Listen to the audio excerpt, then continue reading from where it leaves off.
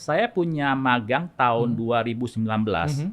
Itu membuat sebuah aplikasi sederhana, Mhm. memindahkan cara orang mengorder yang tadinya di apotek harus kita datang Mhm. physically, Mhm.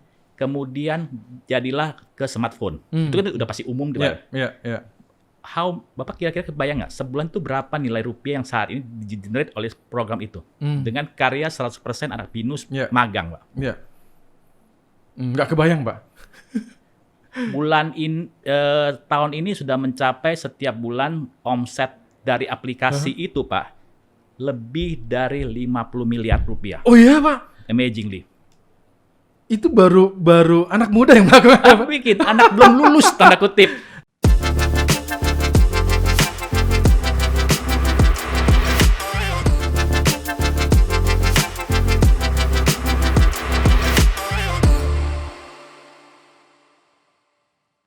Hai, hari ini saya ketemu dengan salah satu sosok yang luar biasa. Dedikasinya, lalu juga semangatnya, lalu juga hal-hal yang mungkin bisa kita dapatkan dari sosok salah satu tokoh yang akan kita undang kali ini.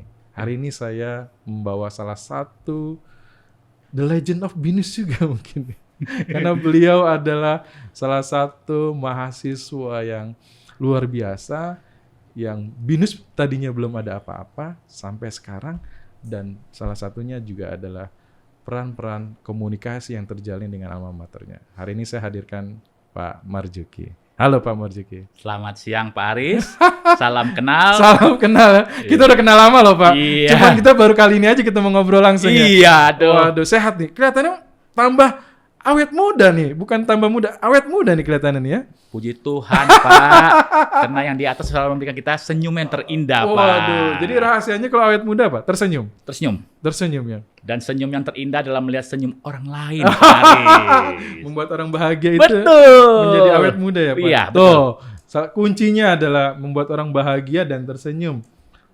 Sederhana ya Pak. Betul, ya. sederhana. Membuat awet muda itu nggak usah ke ke apotik atau ke klinik gitu ya, mencari sesuatu yang membuat awet muda, tapi membuat orang bahagia. Betul. Dan juga selalu tertawa, itu menjadi awet muda. Rahasianya Pak Marzuki. Terima kasih Pak. Selalu sehat ya Pak ya? Alhamdulillah Gimana Pak. nih di masa pandemi, apalagi sekarang sudah kan rencananya mau masuk ke endemi gitu Pak ya?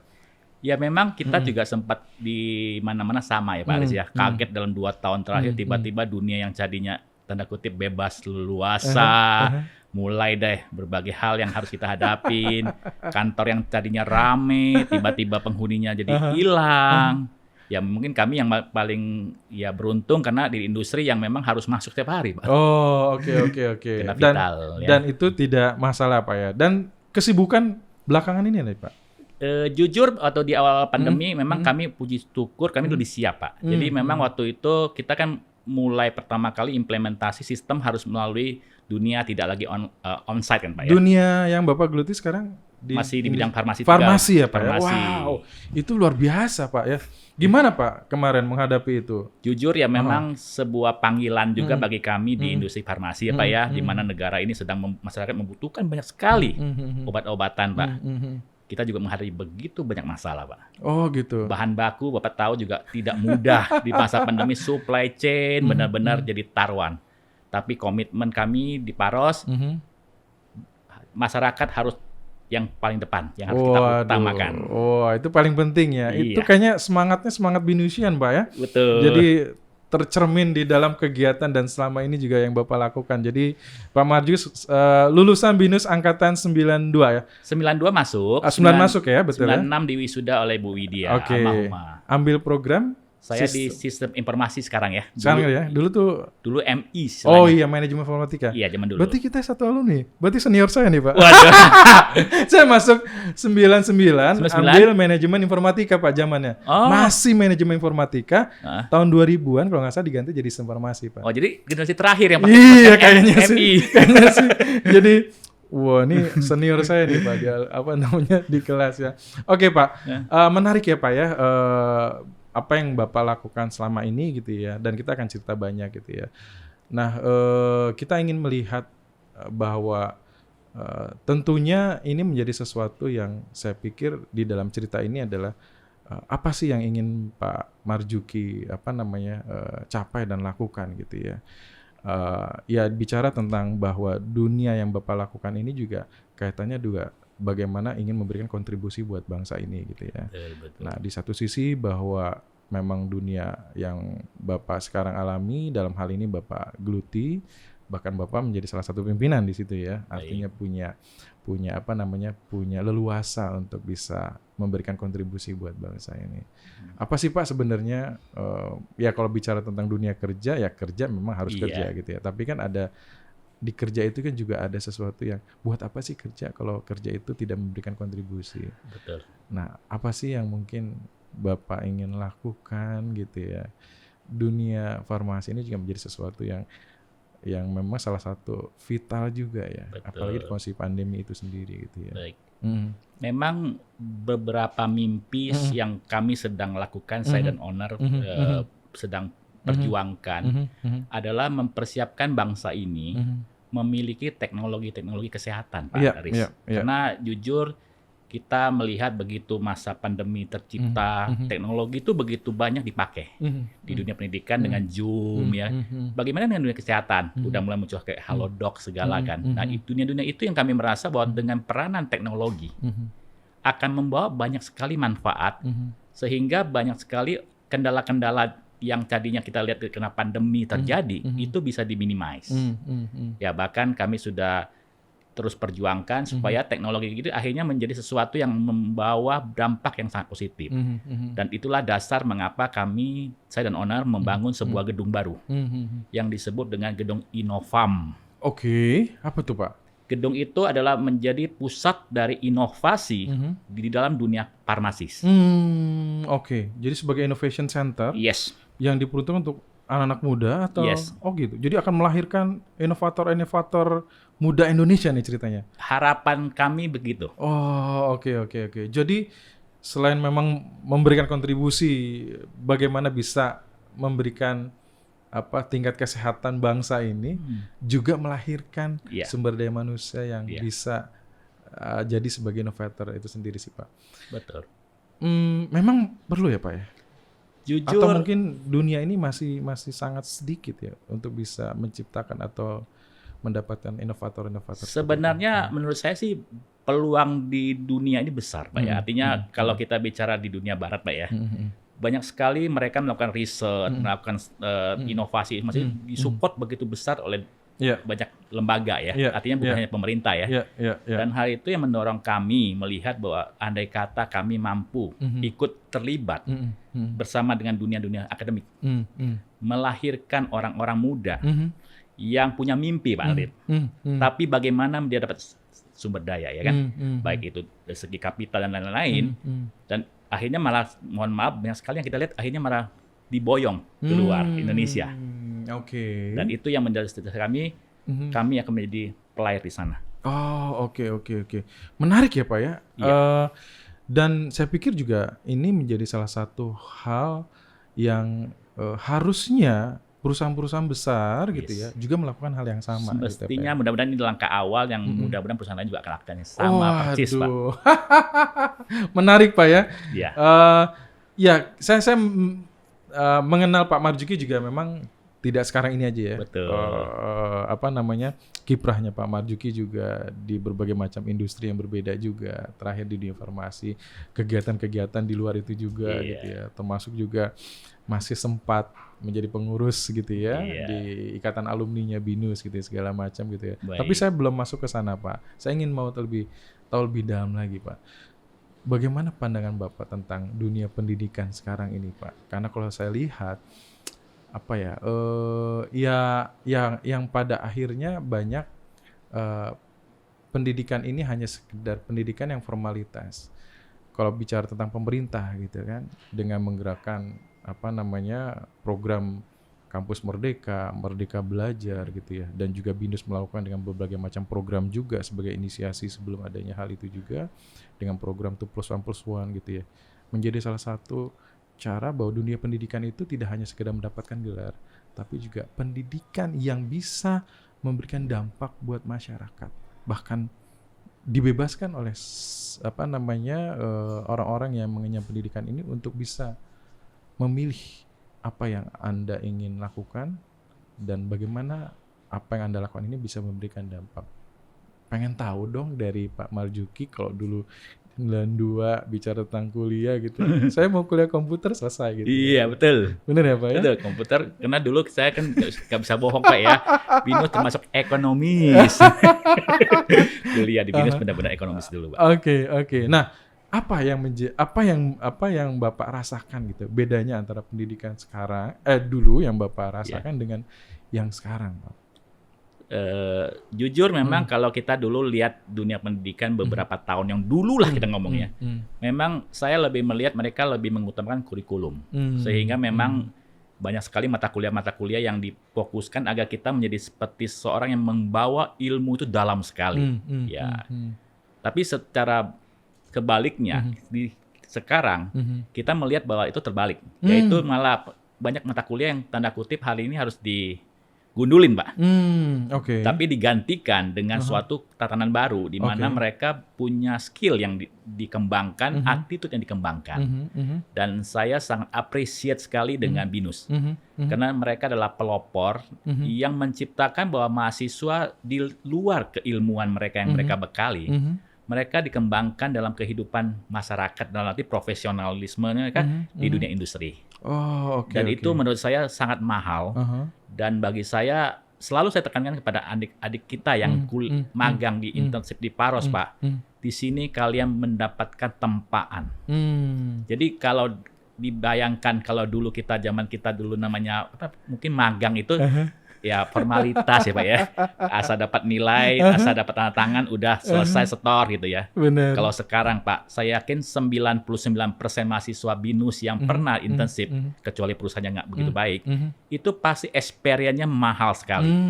Dan itu yang selalu saya tekankan kepada adik-adik kita di mahasiswa Binus, kalian datang ke Paros, jangan pikirkan masalah nilai. Nilai itu bisa lah, biasanya kan. Tapi pengalaman yang Anda dapatkan, apalagi yang 12 bulan, itu mahal. Bahkan kita selalu bilang gini, kalau Anda magang di sini di Paros, jangan berhenti mimpi kerja di Paros. Mimpi kerja di perusahaan terbaik di Indonesia.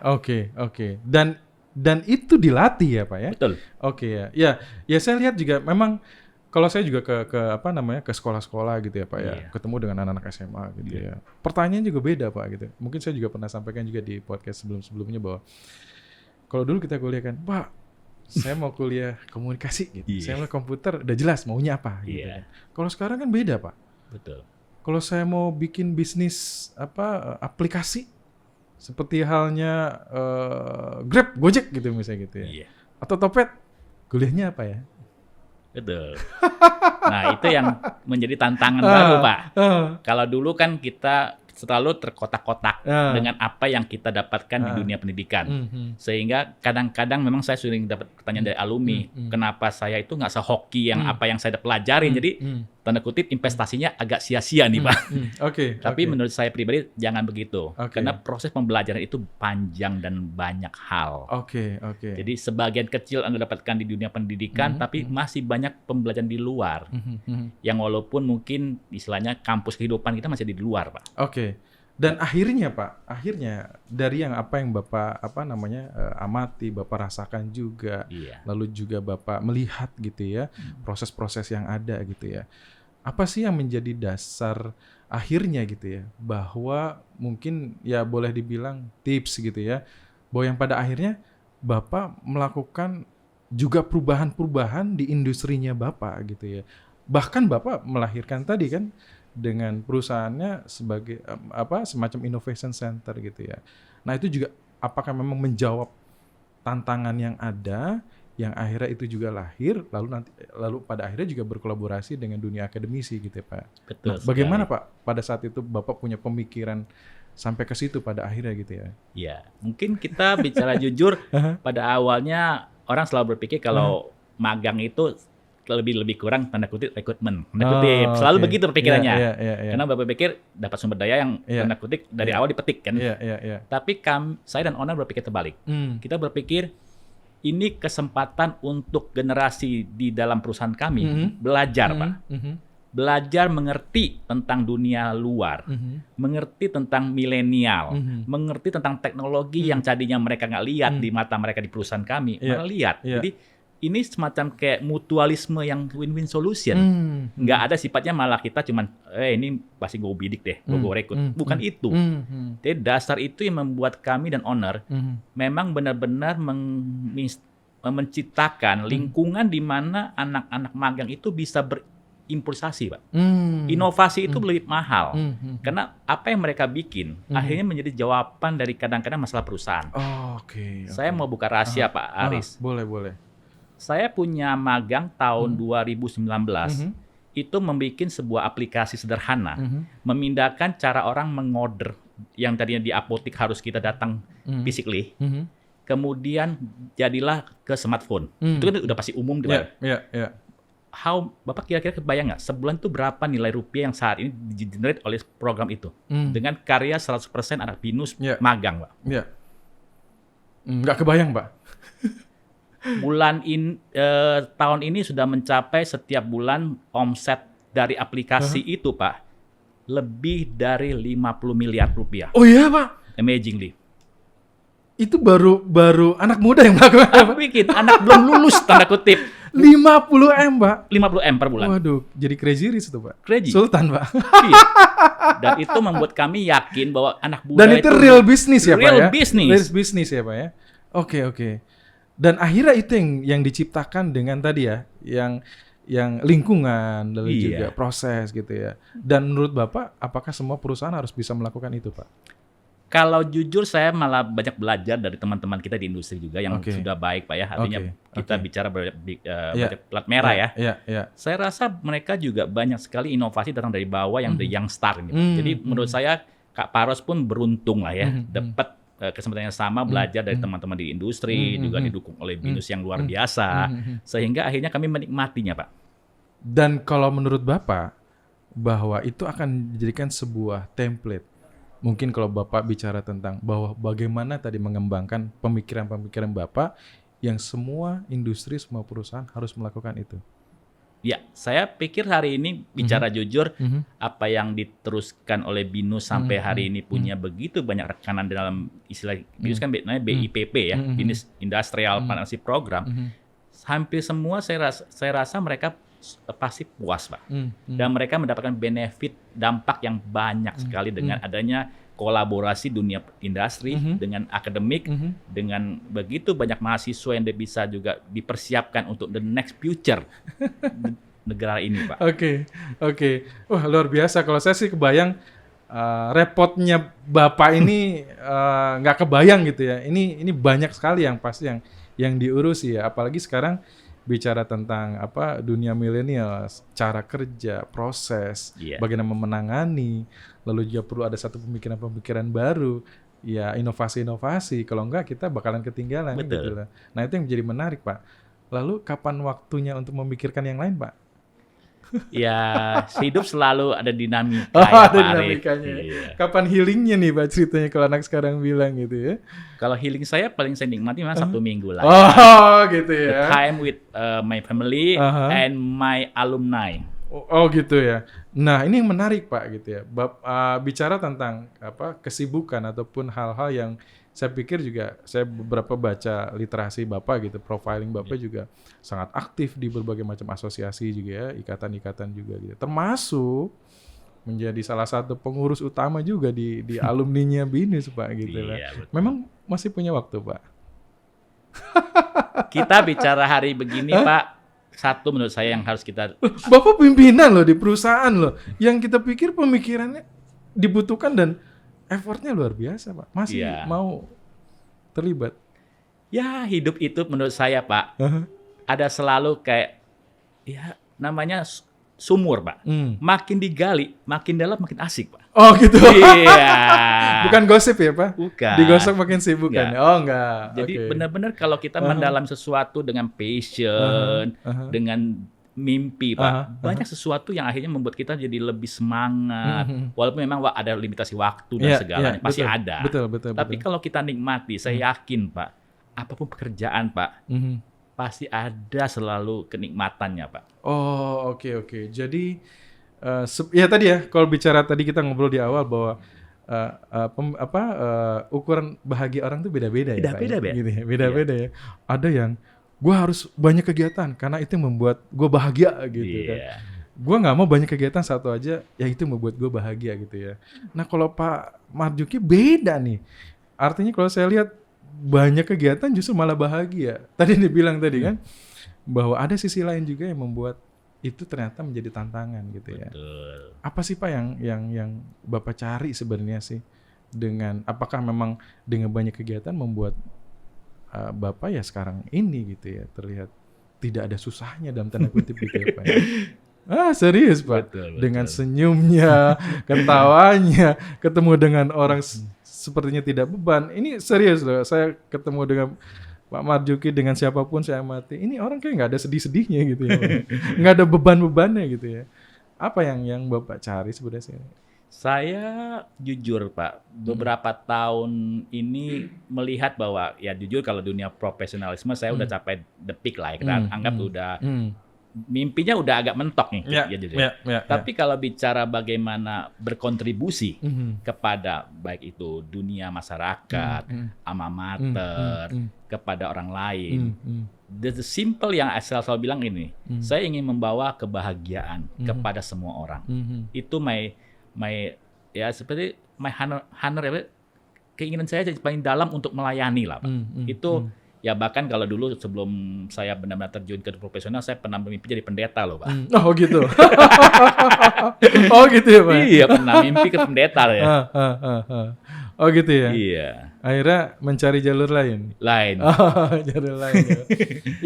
Ya kan tadi Bapak bicara, saya pikir pemikiran-pemikiran yang Bapak sampaikan gitu kan, bagaimana juga Bapak memikirkan tentang bagaimana kolaborasi dengan akademisi, mahasiswa, bahkan juga menjaga keterikatannya dalam arti engagement dengan alumni juga gitu ya. Bahkan Bapak menciptakan sesuatu yang kita pikir ini baik sekali buat bangsa ini ya, dengan Innovation Center itu sendiri gitu ya. Nah, ya seberapa besar sih Pak kepercayaan atau mungkin ya yang Bapak lakukan? Kita bicara tadi kesuksesan Bapak di karir Bapak, apa yang Bapak capai sekarang ini sudah mencapai peak-nya ya tadi ya. Terus Bapak masuk ke dalam sebuah ikatan atau apa namanya komunitas gitu ya. Ya sekarang ini juga Bapak sangat aktif di dalam komunitas alumni. Bahkan Bapak ingin mengajukan menjadi ketua ikatan alumninya BINUS, Pak. Iya. Kita punya hampir 100 ribuan ya Pak ya alumni ya? Iya, banyak sekali. Ini sebuah PR yang tidak mudah loh Pak Aris. Pertanyaan saya nggak ke situ dulu Pak. Emang masih ada waktunya Pak, nggak capek Pak untuk mau terlibat di dalam, atau apa sih sebenarnya yang Bapak cari di ikatan alumni itu sendiri sih Pak? Kalau bicara tentang perspektif besar ya, bagaimana ingin masuk ke dalam alumni itu sendiri sih sebenarnya seperti apa sih Pak? Atau apa yang Bapak lihat? Jujur, saya setelah sekian lama di alumni, ya saya selalu melihat dua sisi Pak Aris. Sisi pertama, saya bangga sekali banyak alumni kita yang sukses. Artinya saya lihat mereka sangat berhasil di dunia profesional mereka dan industri mereka. Tapi di mata kepingan lain Pak Aris, cukup banyak teman-teman kita yang nggak beruntung Pak Aris. Jadi saya selalu melihat dari dua sisi gitu. Kalau ditanya apakah dua-duanya yang saya bela mana, jujur saya lebih bela sekarang yang kurang beruntung. Karena mereka adalah teman-teman kita yang hari gini butuh Pak. Teman, butuh saudara, butuh keluarga Pak Aris. Ini menurut saya PR terbesar yang saya lebih usahakan. Tentu bagi mereka yang sukses, saya akan educate mereka juga untuk tetap berkontribusi buat negara ini. Artinya dari ya kalau bicara tentang bahwa setelah kan tadi mahasiswa untuk menjadi alumni gitu ya. Ya setelah jadi alumni ya perlu ada satu kedekatan dengan mereka ya Pak ya. Betul. Artinya bagaimana supaya tadi ya alumni sesama alumni gitu ya, dimanapun ya Pak ya, nggak hanya di BINUS gitu ya, di perguruan tinggi manapun juga ya, bahwa alumni ini menjadi sesuatu yang harus dilihat gitu ya. Dalam tanda kutip diurusi gitu ya. Iya. Ya yang ujung-ujungnya tadi yang Bapak sampaikan bahwa bisa saling simbiosis mutualismenya juga di situ Iya, gitu ya. betul. Nah, menarik buat Bapak tadi bahwa ya pertemanan itu harus selalu dijaga. Gitu. Iya. Kita nggak tahu ke depan akan seperti apa gitu Betul. ya. Dan tadi ya ada yang sukses, ada yang tidak sukses gitu Iya. ya. Bagaimana ini bisa ketemu gitu Pak ya. Betul. Karena salah satunya juga bisa saling membantu kan. Bangsa besar ini kan kalau di dalam filosofi bangsa ini kan gotong royong, saling Betul. tolong menolong ya Pak ya. Betul. Nah, apakah itu juga menjadi filosofi dasar kenapa Bapak mau masuk ke dalam lingkungan alumni itu sendiri Pak? Setuju Pak, benar. Saya masih melihat bahwa dengan begitu banyak hal yang kita punya kelebihan, ya itu akan membantu kita semua untuk membuat sesuatu yang bermanfaat buat orang lain. Jadi dampak yang saya selalu ingatkan. Waduh. Karena kalau kita selalu berdampak, pasti ya jujur mungkin kalau saya feedback saya sebagai alumni Pak, ya mungkin juga ngalamin semua orang apa ya. Begitu kita habis wisuda lepas begini kayak udah namanya produk sel, udah hilang dari radar itu ya. Itu banyak saya akuin. Mungkin juga yang muda-muda merasa kalau ini fase kita udah selesai dari dunia pendidikan, kita jualan diri dulu deh, kita jualan profesional, lupakan yang namanya alma mater gitu ya. Ya tentu semua begitu. Tapi saya sekarang melihat itu kebalik. Saya melihat waktu itu diserah terimakan dari perguruan tinggi ke masyarakat, disitulah peranannya alumni harus ada. Karena mereka itu banyak juga yang cerita ke saya, Pak. Yeah. Setelah dilepas ke dunia industri, tahu-tahu mereka tidak seberuntung teman-teman yang lain, mereka kemudian harus... Saya jujur, saya pernah ketemu, Pak, driver Gojek, Pak. Saya tanya, kuliah di mana? Binus, Pak. Oh ya? Dalam hati saya bukan sedih, tapi saya merasa ini orang harus dibantu. Karena ya tentu dengan uang kuliah yang begitu besar yang harus dia keluarkan, kemudian dia harus banting setir jadi tukang Gojek, Pak. Yang notabene kan juga penghasilannya kan mungkin menurut saya lebih besar yang di kantoran kali. Tapi ya itu nothing. Tapi itu membuat saya menarik bahwa ternyata masih banyak teman-teman kita yang harus kita bantu.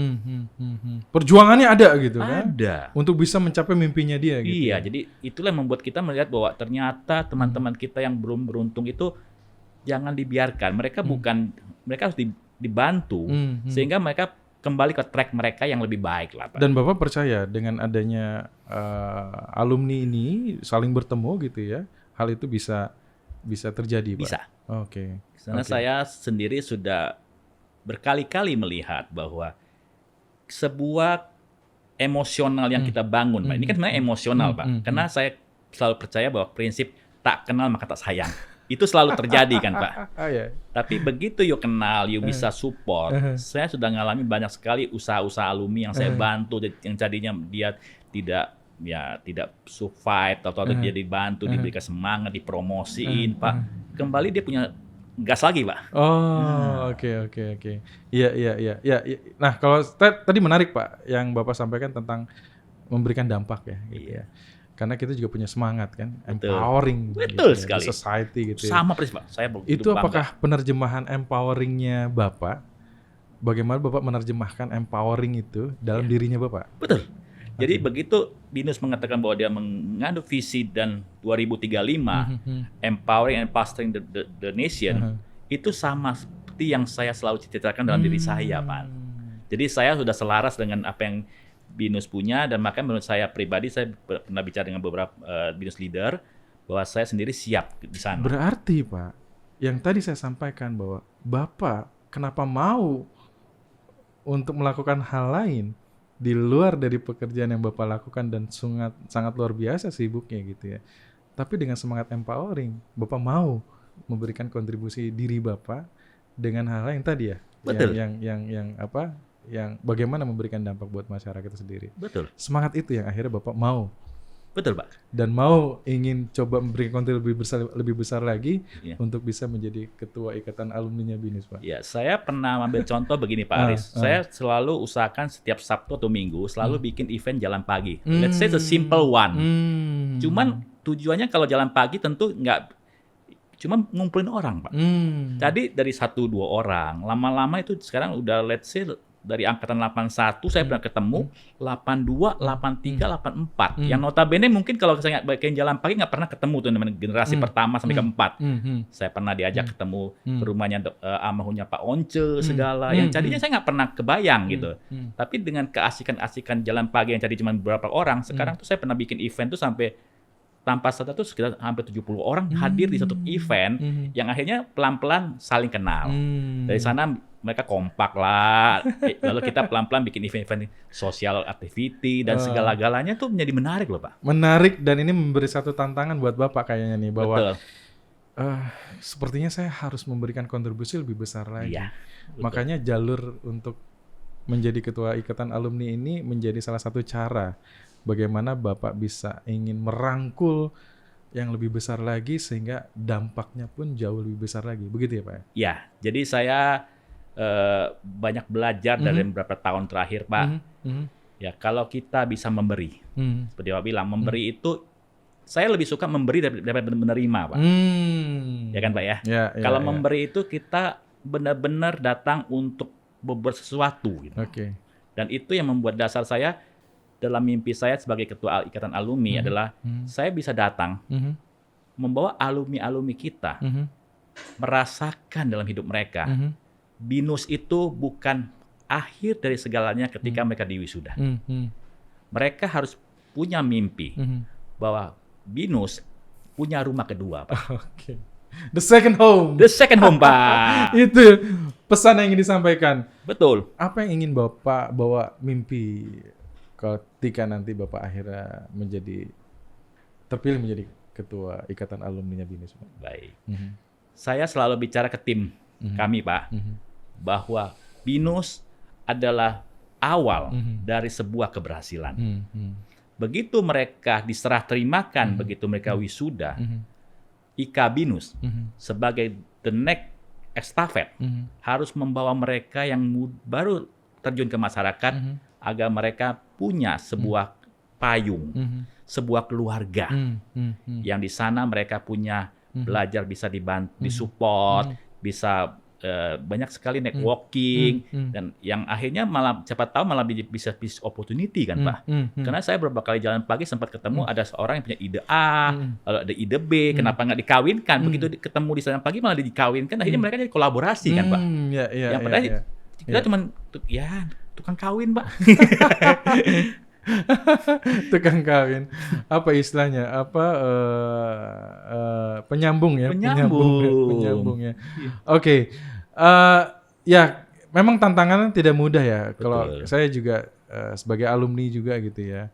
Seberapa penting sih sebenarnya ketika kita ingin bergabung di dalam ikatan alumni itu sendiri sih gitu ya. Betul. Nah, ya terus terang memang ya saya juga saat ini sih masih menjadi salah satu anggota di pengurus alumninya BBS sih, Pak ya. Iya, Kita awalnya di BBS ya, Pak. Sama, di BBS ya. Pak ya. Iya, dan kita pikir memang tantangannya sebagai anggota gitu ya. Ini pentingnya buat saya apa sih gitu ya. Betul. Dan kenapa saya harus ke sana gitu ya. Nah, ini kan menjadi satu tantangan, Pak. Bagaimana Bapak ya melihat ya di luar pada sibuk masing-masing, Pak. Nah, itu. Mereka masih pedulikah gitu ya. Ya, kalau bicara ya kita nggak bicara bahwa dia akan peduli dengan alma mater ya, tidak kan. Tetapi yang tadi Bapak sampaikan bahwa kita bertemu, apa yang bisa kita lakukan dan bisa memberikan dampak buat masyarakat. Karena kan bicaranya alumni adalah bukan bicara tentang bahwa kita ingin kembali ke alma mater gitu kan gitu ya. Memang itu menjadi salah satu hal yang bagian kita sebagai alma mater untuk bisa menghargai bahwa kita lahir di alma mater ini gitu kan. Dalam hal ini konteksnya adalah BINUS. Tapi kan ada semangat yang lain bahwa ketika alumni, bangsa ini loh, negara ini loh, di tangan kita loh gitu ya. Iya. Nah, apakah itu cukup, Pak, untuk bisa meyakinkan nih, terutama gitu ya orang-orang yang tadinya ngapain sih, capek-capekan aja, saya nggak punya waktu gitu. Tapi kita punya saya semangat berangkat yang sama, dari gimana, satu Pak? filosofi, Pak. Orang kalau yang punya sama, tanda kutip, sesuatu yang sama, dia cenderung akan dekat. Oke. Artinya, kalau kita sama-sama suka makan X, Pak. Pasti kita akan ngumpul kan. Aha. Jadi kesamaan-kesamaan itu saya cari. Oh, oke. Kebayang nggak Pak Aris, saya pernah di japri seseorang alumni yang bilang gini, Aha. saya punya keinginan Aha. pingin berbuat sosial. Hmm. Peduli. Peduli. Tapi oke. I don't have teman. Oh. I don't know friend. Oke. Jadi saya begitu Pak Marzuki bilang saya lagi mau bikin sosial, Pak saya ikut Pak ya. Saya mau ikut karena saya memang dari dulu mimpi yang sana. Oh, oke. Kebayang nggak Pak Aris Oke. bisa gitu? Iya. Yang lebih hebat lagi, saya baru belum lama ini menerima 3 orang alumni yang bersedia Pak. Mungkin Pak Aris kaget. Mendonorkan kornea matanya. Oh iya? Yes. Jadi tidak hanya sekedar bicara tentang nilai uang, biasanya kalau donor nilai uang, tetapi tadi salah satunya adalah wow. Mereka berkata kepada saya bahwa mereka punya suatu itikat dalam hidup mereka setelah mereka berpulang adalah memberikan apa yang di kornea matanya mereka pada orang lain yang di dunia ini membutuhkan. Sudah sejauh itu, Pak? Yes. Wow. Dan 3-3-nya sekarang sudah diproses di bank mata, kornea mata di yang di dekat tol Kebonjeruk itu. Jadi mereka sudah didaftarkan, jadi mereka nanti kalau memang berpulang sudah bisa diproses, Pak. Wah, merinding nih, Pak. Artinya apa ya? Ya kalau saya lihat ya kalau bicara tentang alumni donatur berupa uang, nanti kan baru uang itu dikonversi kemana gitu, Pak. Ini jiwa raganya dia, Pak. Wah, dan itu menjadi sesuatu yang mungkin menarik buat Pak Marzuki bahwa ketika kita bertemu ada sesuatu yang besar yang mungkin kita bisa dapatkan gitu ya Pak ya. Yang tadinya tidak terbayang gitu ya. Kebayang, saya nggak kebayang. Saya sendiri mungkin ditanya saya siap nggak? Saya belum tentu siap. Iya, betul. Tapi teman saya bilang terima kasih saya dibantu. Oh, sesuatu yang saya amazingly juga kepikir, Pak. Menarik, Pak. Dan ini akan menjadi satu pesan ya. Iya. Dengan adanya Bapak nanti bila dipercaya menjadi ketua Ikatan Alumni, hal-hal seperti ini akan disampaikan dan akan dibawa. Bahwa semangatnya adalah apapun yang Anda punya, apapun yang Anda lakukan, selama itu bisa memberikan manfaat buat orang banyak, itulah kita. Iya, betul. Saya belum lama ini dipanggil untuk ketemu sama sebuah yayasan besar, Pak, Lions Club Indonesia. Itu mungkin orang tahu ya, itu biasanya dulu orang-orang yang cukup ekonomi baik, mereka punya jiwa sosial, mereka bikin suatu perkumpulan namanya Lions Club yang kadang-kadang melakukan banyak sosial program ke masyarakat. Saya diberikan pesan moral bahwa mari kita bergandengan tangan, berbuat yang baik buat banyak orang. Dan itu mereka akan bersiap berkolaborasi dengan TFI-nya kita, Trade for Indonesian, dan IKA BINUS kalau memang saya dipercaya juga akan banyak melakukan bakti sosial ke masyarakat. Wah, luar biasa. Ini penting nih. Kalau nggak Pak Marzuki untuk bisa menjadi ketua alumni, sayang sekali gitu ya. Bahwa memang punya semangat yang sama. Tapi terakhir Pak, dari saya Pak, mimpi apa Pak? Atau apa yang ingin Bapak sampaikan nih ketika nanti ada penonton kita melihat perbincangan ini Pak? Apa yang ingin Bapak sampaikan? Saya selalu bicara adalah BINUS adalah sebuah rumah. Di mana kita begitu banyak masalah, tapi begitu kita punya waktu, kalau kita melihat BINUS, itu seperti kita kembali ke rumahnya sendiri. Karena saya ngalamin Pak, waktu zaman dulu kuliah di Sahdan ini Pak, setiap kali, kan saya dari daerah ya Pak ya, dari Jambi merantau ke Jakarta, Jakarta ngekos gitu ya. Tapi setiap kali saya diingat begitu almarhumah Bu Widya lewat di depan jalan menuju ke kantor rektorat, senyumnya tuh senyum seorang ibu Pak. Itu dalam sekali. Saya rasakan juga itu sih. Dalam sekali Pak saya rasakan. Oke. Nah, bagaimana pesan Bapak bahwa kita mempercayai Bapak untuk menjadi atau mewakili sebagai ketua Ikatan Alumni ke depan, Pak? Apa yang ingin Bapak tawarkan? Saya sebagai orang yang mungkin diberi kepercayaan, saya selalu berpikir bahwa we can do anything, tapi kita mulai dari small thing, Pak. Karena kalau bicara big thing, ya waktu, Pak ya. Dan saya bicara ya dalam waktu 3 tahun itu bukan sesuatu yang juga panjang ya. Jadi kita mulai dari small thing aja dulu, Pak. Selalu small thing dulu, nggak harus big thing. Oke. Saya juga selalu menyampaikan bahwa we are not talking about the zero to hero, Pak. Yes. 0 to 1, To 1 to 3, Yes. 3 to 4 and so on gitu. Ya, Pak. Betul. Kita punya sama, Pak, Sama kesamaan. dong. Oke lah, Pak. Saya mungkin akan mempercayai Bapak untuk menjadi ketua ikatan alumni. Periode kapan, Pak? Rencananya? Mudah-mudahan kalau memang semua Lancar. teman-teman merestui kita nanti di bulan 15 Mei, Pak, ada voting. Aha. Ya, di situ dibuka dari jam 1 pagi WIB karena ada beberapa teman-teman kita di luar Indonesia pun Oke. kita undang, Pak. Oke, Untuk baik. berdemokrasi, Pak. Baik. Ya, artinya ini menjadi suatu semangat, Pak, ya, simbolisasi bagaimana keterikatan kita antara lembaga,